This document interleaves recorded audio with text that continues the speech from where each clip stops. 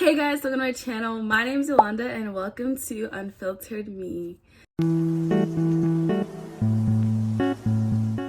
So for today's video, I'm going to bring to you guys another video, and basically it's just talking about humbling ourselves before the Lord and the importance of that, making him increasing him while we decrease ourselves. And so if you guys want to hear my insights of Matthew 9, which is the scripture we're going to be going to, please be sure to give this video a huge thumbs up. Make sure to subscribe down below. Make sure to turn on post notifications to be notified when I post. And if I do, let's get on with this video.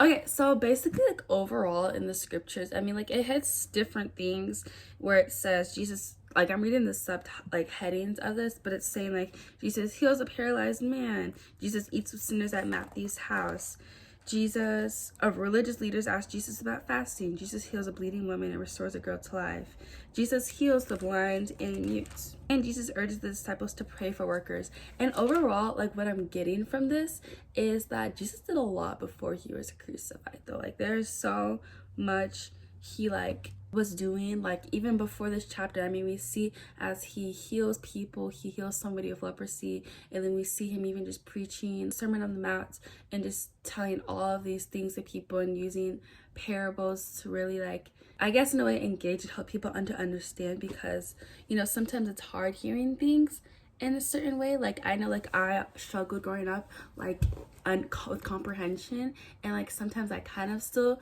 you know, struggle with that, but, like, hearing, like, analogies, like how Jesus uses parables would definitely, like, help me to better understand the concept or the principle trying to be conveyed. But then another thing, though, is as we see a lot, you know, in this, you know, chapters in general, is just him spreading the good news, and that's really important. And one lesson that really stood out to me was in Matthew 9 verse 13, and basically it reads, "Then he added, 'Now go and learn the meaning of this scripture. I want you to show mercy, not offer sacrifices. For I have come to call not those who think they are righteous, but those who know they are sinners.'"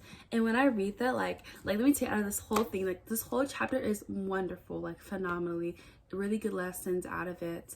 But the one that stood out to me the most is this, because, like, I've been resonating with this idea for a while. My take on it, the overall theme I got from it, is that we need to humble ourselves before the Lord and genuinely trust that our needs can and will be fulfilled by him if we truly put our faith in him.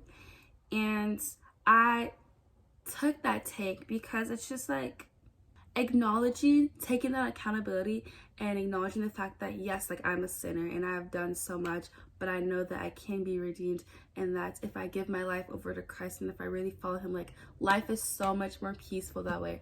And sometimes it's, like, hard and just being like, no, or, like, sometimes we could be content in the spot that we're in. I'm just like, no, like, why do I need God right now? Like, right now, like, everything's going well, like, obviously, like, if I can make it on my own without him and be fine, then I can continue on to live with that. Honestly, I had that mindset before I really stepped into Christianity like that, for real. But honestly, like, but that's the thing, though, which makes me love Christianity, is the fact that, you know, we're not always supposed to go to God and, like, pray or to, like, want a relationship when things are going bad. He also wants to be there when things are going well in our life. We need to acknowledge that, like, we all make mistakes every single day. I feel like, you know, the reason why he said he called not those who think they are righteous, then those who are sinners, because at least the sinners, those are the people who acknowledge that they're sinners, are taking that accountability and recognizing that, like, yes, like, I am a human, I make mistakes, and I know I'm gonna make mistakes, but I'm gonna do something. Like, those who can recognize themselves, those who are self-aware just in general, though, go a lot more further than people who are just like, no, like, I don't need that, or who just think that they're better off without, I guess in this context, Christ. But it's like, no, like, you know, we need to acknowledge, like, yes, we're faulty people, but also we can be greater, and those mistakes don't define us. But if we really, you know, channel it in that way and just remember that, like, hey, like, I'm a human, I make mistakes, but I'm gonna give it to Christ. I'm gonna forgive that part of my life. I want to change. I want to be better. And like, it's so much a peaceful route. That's what I'm really trying to take right now, is to really just like fully give myself over to Christ.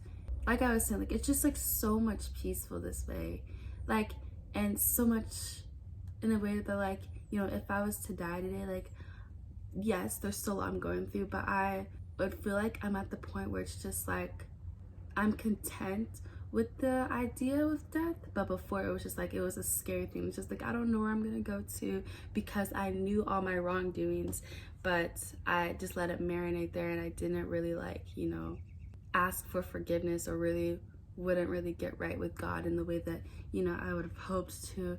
But it's really and truly those who can acknowledge that of themselves.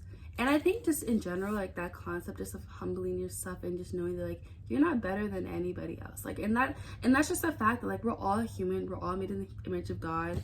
Like, we all make mistakes. Like, we all are, like, we may go through different experiences, but, like, ultimately, like, nobody's better than anybody else. Like, the greatest is the one up above. But other than that, like, we're literally, like, you know, like, no matter, like, what position at work or what position in the church, like, we're all, like, equal. And I feel like to really not acknowledge that, like, hey, like, I make mistakes, is kind of just like we should humble ourselves and acknowledge that part that, like, yes, like, I fall short, but I can do better. I can be better. Like, this isn't the end all be all, you know?